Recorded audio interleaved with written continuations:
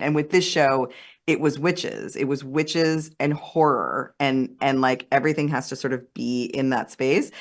So, hi, I'm Jonathan Bloomberg, writing for Movie Scene in Sweden. Hi. Hi. It's an honor speaking with you. I loved WandaVision. It's one of my favorite Marvel shows ever so far. It was a really different one. Thank you. Thank you so much. Yeah, the pleasure is all mine.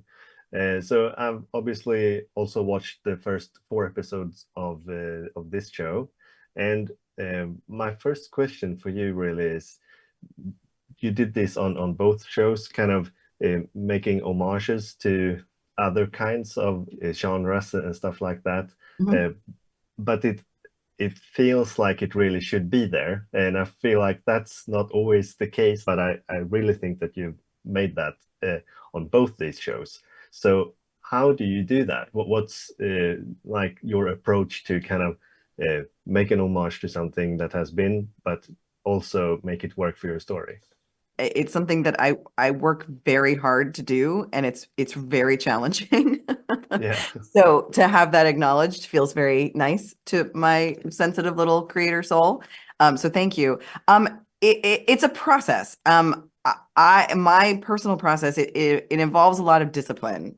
So like just because something's a fun idea or would be cute or would be funny or would be pretty or would be exciting, you can't do it unless it fits into the system, and so I'm very rigorous with like what is the system, what are the sort of like guardrails of the narrative, what works thematically, like everything has to kind of like fold in on itself, like it all has to serve a purpose. I'm yeah, speaking sort of vaguely. Is what I'm saying making sense? It can't be random. You know what I mean? Like there has to be a through line. And finding that through line is the challenge. On WandaVision, when I pitched on it early on, the structure was that we were going to start like inside of the show, that would be the most kind of startling and destabilizing, and so that we knew that would work.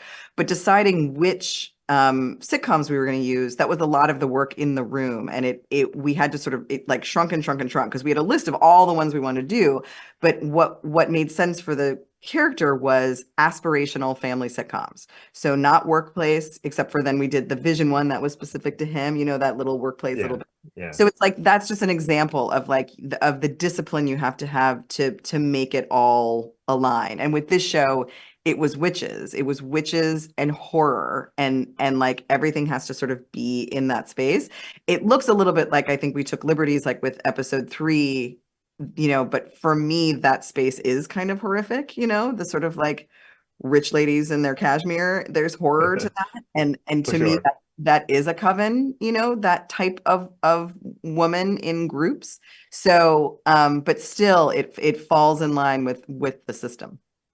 What would you say was the most important lesson that you learned making WandaVision that made it easier to make this show now?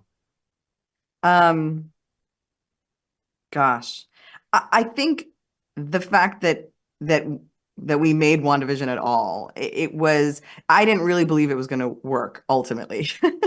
It's crazy to say, but I had such high hopes, and the writers' room was so passionate and so up for the task of doing this very, very difficult structure, that the fact that we pulled it off and then that it was well received made me hungry for more. So I think that's what kept me going on Agatha, at times when it felt like the structure of it was like at risk of kind of toppling me and my colleagues.